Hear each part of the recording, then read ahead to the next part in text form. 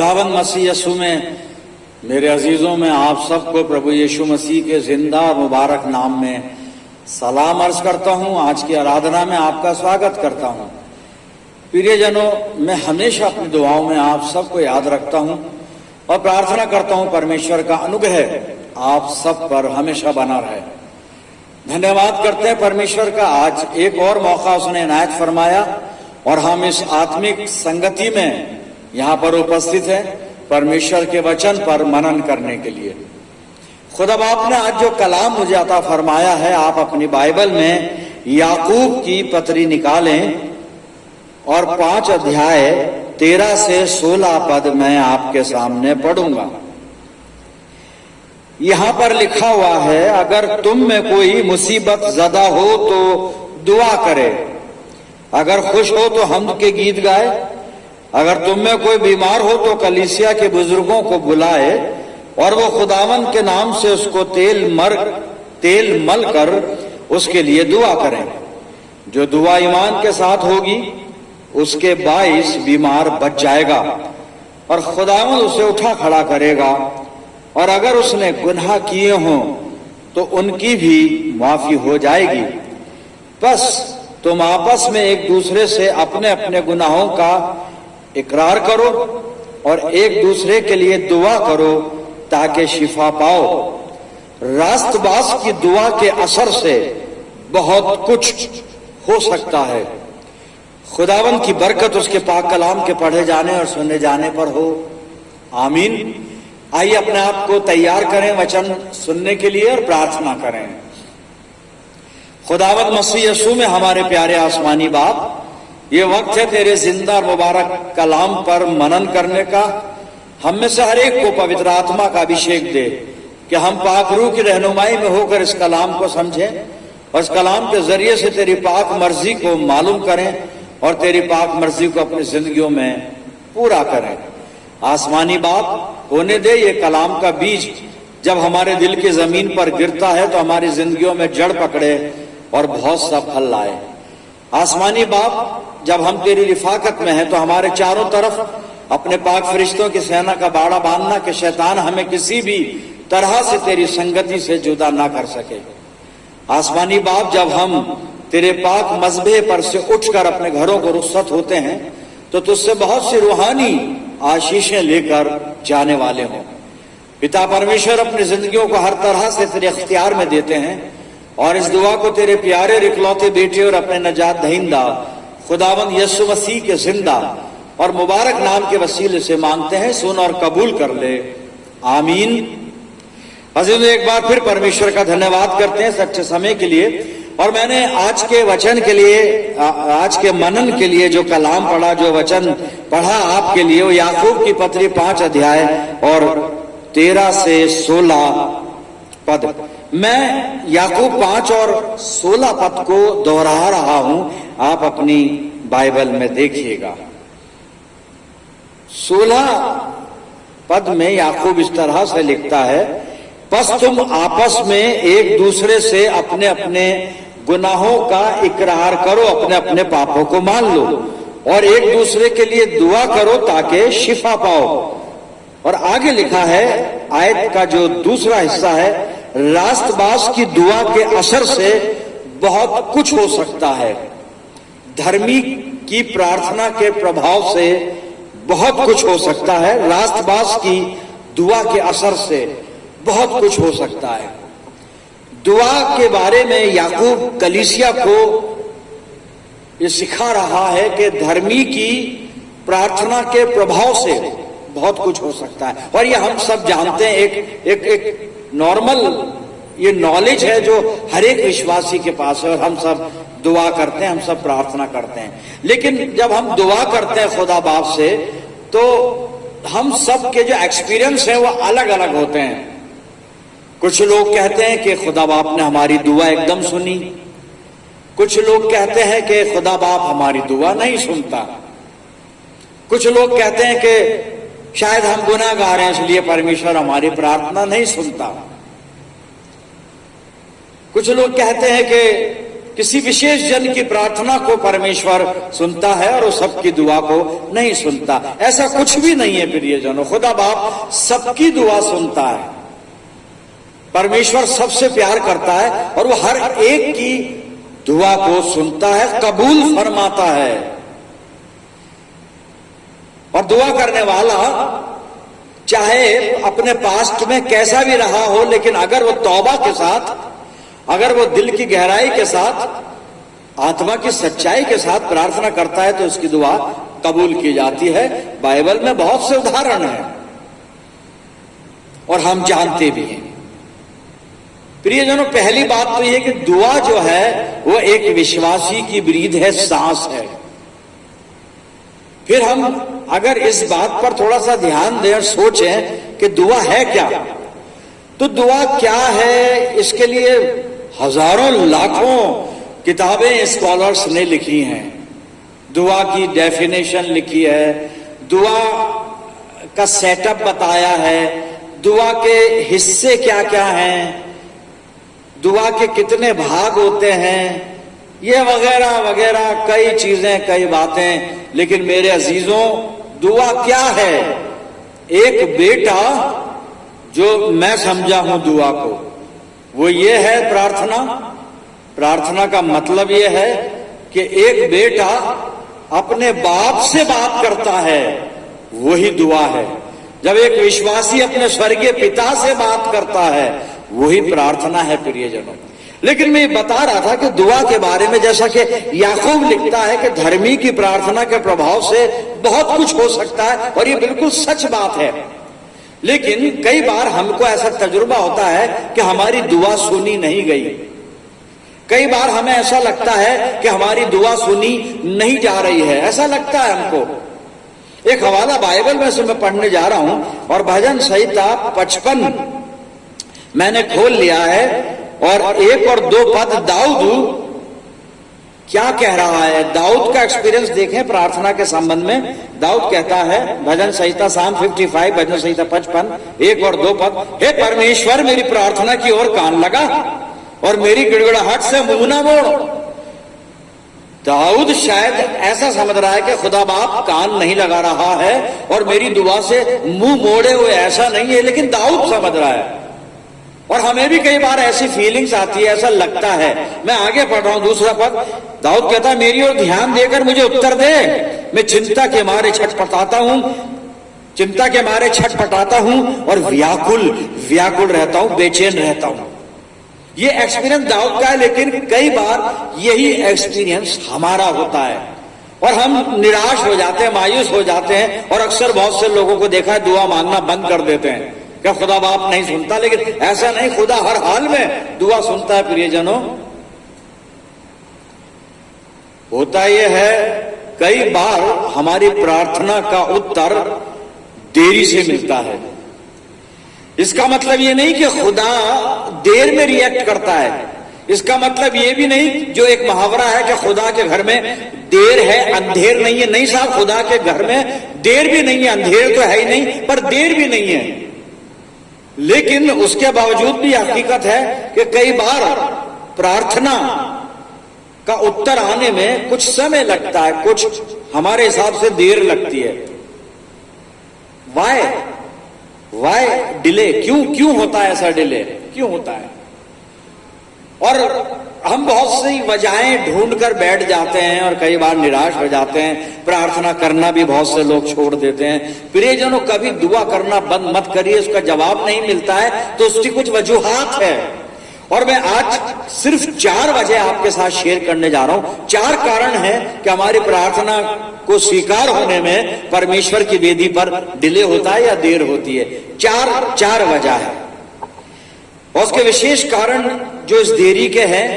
पहला कारण यह है कि हमारे खुदा बाप को, हमारा बाप है, हमारा स्वामी, हमारा लॉर्ड, हमारा सृष्टिकर्ता, बनाने वाला, क्या क्या कहें उसके बारे में, प्यार करने वाला, रहम करने वाला, लेकिन वो आसमानी बाप है, परमपिता परमेश्वर है। पहली वजह है, उसको देने का भी अधिकार है और ना देने का भी अधिकार है। फिर ये जो समझ लें हम इस बात को। और मैं एक हवाला बाइबल में से पढ़ रहा हूं, 2 शमूएल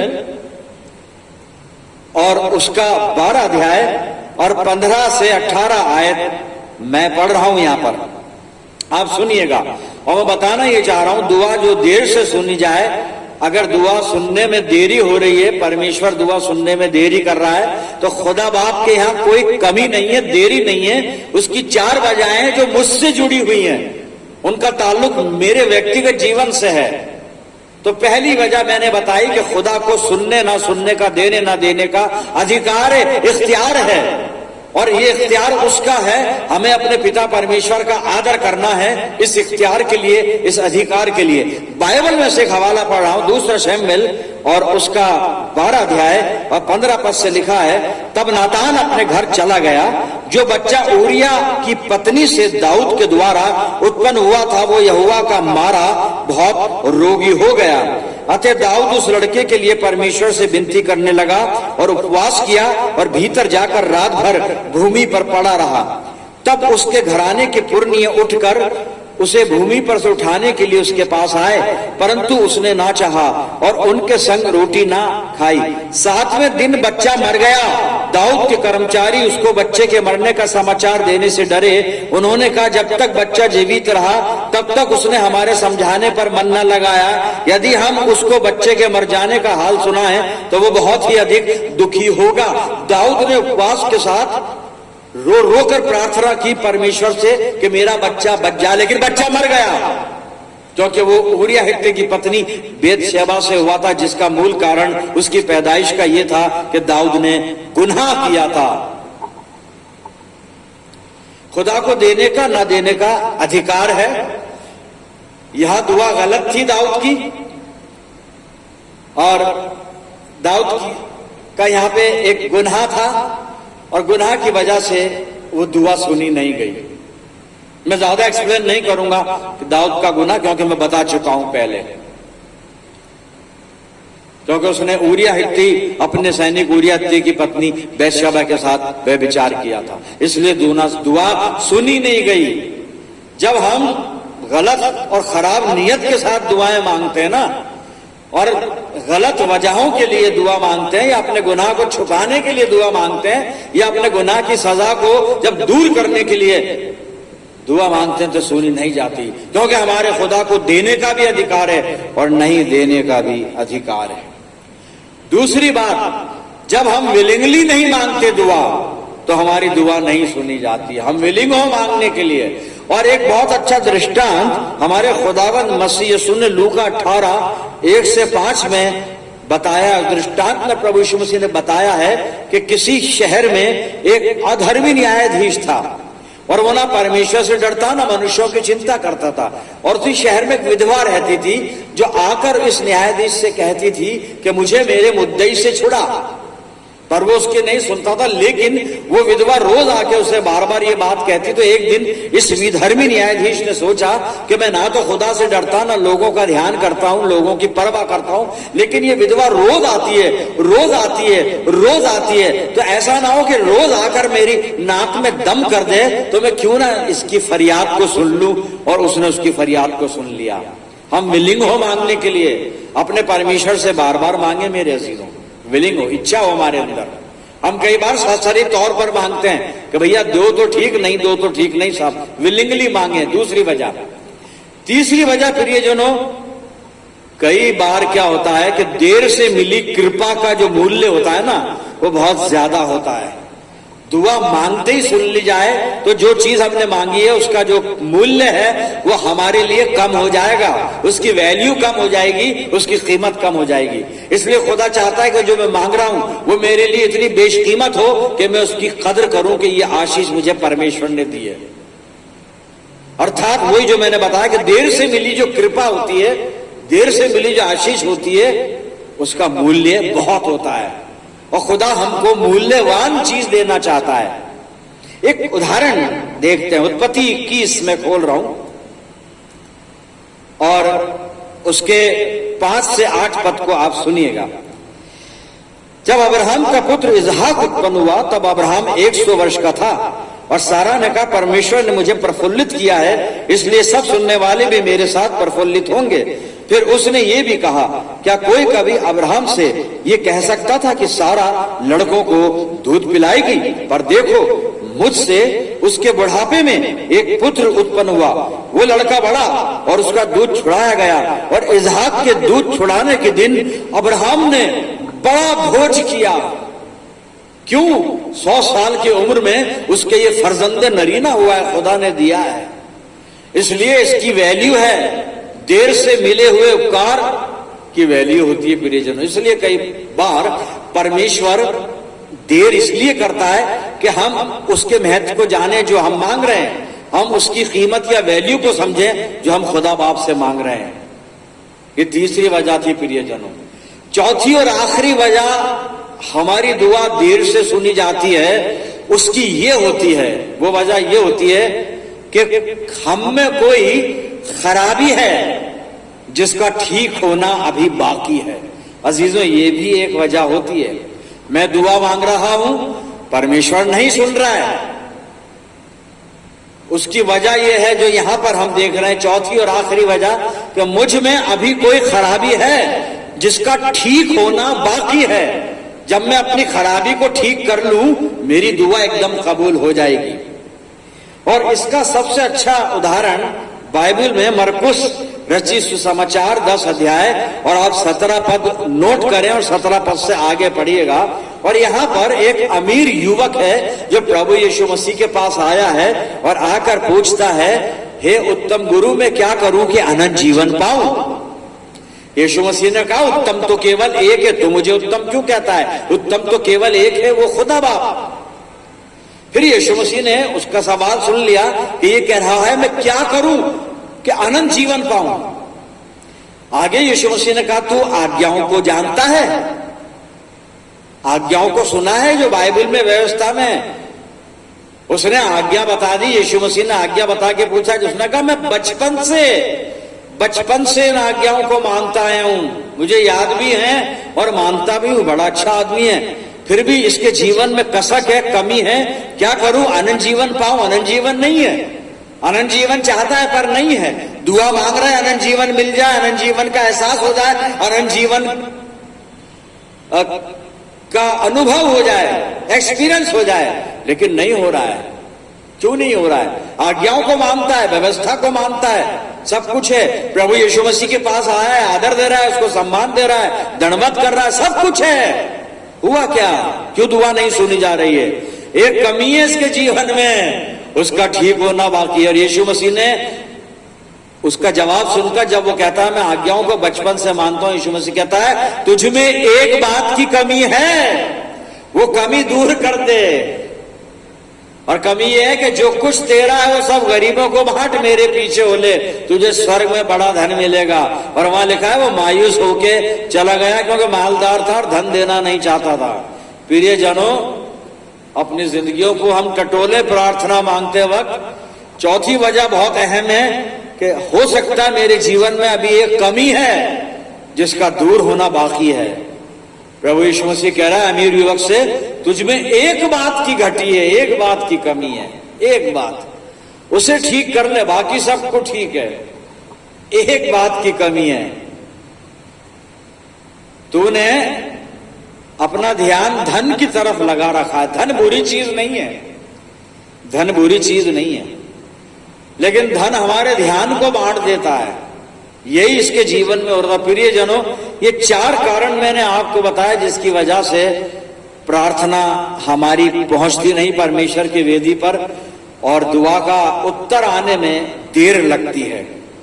लेकिन यीशु मसीह पर भरोसा रखें, उस पर भरोसा रखें, वो प्रार्थना को सुनता है, उस पर भरोसा रखें प्रभु यीशु मसीह पर। दाऊद ने भजन संहिता 34:5 में बड़ी खूबसूरत बात लिखी है, और वो लिखता है, जिन्होंने उसकी ओर दृष्टि की। दाऊद यहां पर परमेश्वर के लिए कह रहा है, क्योंकि दाऊद के वक्त में परमेश्वर था, प्रभु यीशु मसीह नहीं था। हमारे वक्त में परमेश्वर अब यीशु मसीह बनकर हमारे पास, हमारे बीच में, तो हम यीशु मसीह की तरफ दृष्टि कर लें। तो दाऊद कहता है, जिन्होंने उसकी तरफ दृष्टि की उन्होंने ज्योति पाई। और उनका मुंह कभी काला ना होने पाया। दुआ सुनी जाएगी, बस उसकी तरफ दृष्टि कर लीजिए, प्रभु यीशु मसीह की ओर ताक लीजिए। प्रियजनों, ईमान के साथ खुदा के कदमों पर आए और प्रभु यीशु मसीह के नाम के वसीले से प्रार्थना करें। आपकी हर एक दुआ सुनी जाएगी, लेकिन पहले आपके अंदर जो कमी है उसे ठीक कर लीजिए, उसे ठीक कर लीजिए। आखिरी हवाला सुनते हैं, यिर्मयाह क्या कह रहा है। यिर्मयाह नबी की पुस्तक 29 अध्याय 11 से 13 पद सुनिएगा। प्रार्थना से संबंधित बात है यहां पर। क्योंकि यहोवा की वाणी है कि जो कल्पनाएं मैं तुम्हारे विषय करता हूं उन्हें मैं जानता हूं, वे हानि की नहीं वरन कुशल ही की हैं, और अंत में तुम्हारी आशा पूरी करूंगा। तब उस समय तुम मुझको पुकारोगे, तब तुम उस समय मुझको पुकारोगे और आकर मुझसे प्रार्थना करोगे और मैं तुम्हारी सुनूंगा। तुम मुझे पुकारोगे और मैं तुम्हारी सुनूंगा। 13वां पद, तुम मुझे ढूंढोगे और पाओगे भी, क्योंकि तुम अपने संपूर्ण मन से मेरे पास आओगे। संपूर्ण मन से उसके पास चलें। प्रियजनों, हमारी दुआ का जवाब हाँ में और आमीन में आएगा। परमपिता परमेश्वर हम सबके विश्वास को मजबूत करे कि हम अपनी दुआ और अपने विश्वास में स्थिर पाए जाएं और अपने प्रभु से सारी प्रार्थनाओं का उत्तर हाँ में और आमीन में प्राप्त करें। आइए दुआ मांगे। खुदावंद मसीह यीशु में हमारे प्यारे आसमानी बाप, धन्यवाद करते हैं प्रभु जी आज के वचन के लिए, जिसने हमें आगाह किया और हमें बताया और समझाया कि हम किस प्रकार से प्रार्थना का उत्तर अपने पिता परमेश्वर से प्राप्त करें। परम पिता परमेश्वर अपनी जिंदगियों को तेरी हुजूरी में ले आते हैं, दुआ करते हैं हमारे जीवन में जो कमी है उसको ठीक करना, ताकि प्रभु जी हम अपनी प्रार्थना का उत्तर हाँ में और आमीन में प्राप्त कर सकें। परम पिता परमेश्वर, मैं दुआ करता हूं जितने मेरे साथ इस प्रार्थना में सम्मिलित हैं, इन सब प्रियजनों पर तेरी शफकत, रहमत और बरकत का साया हमेशा बना रहे। आसमानी बाप, हम सब मिलकर कुल जहान के लिए दुआए खैर मांगते हैं। हमारी प्रार्थना को प्रभु यीशु के नाम में कबूल फरमाना पिता परमेश्वर, और हम सबको तो विश्वास में मजबूत बना के रखना। अपने जिंदगियों को पिता तेरे अधिकार में देते हैं और ये दुआ तेरे प्यारे और इकलौते बेटे और अपने और इस जहान के उद्धार करता प्रभु यीशु मसीह के जिंदा और मुबारक नाम के वसीले से मांगते हैं। सुन और कबूल कर ले, आमीन। अब हमारे प्रभु यीशु मसीह का अनुग्रह, पिता परमेश्वर का प्रेम, पवित्र आत्मा की सहभागिता हम सब के साथ, समस्त विश्वासियों के साथ, हमारी सब मंडलियों के साथ अब से लेकर हमेशा तक होती रहे, आमीन।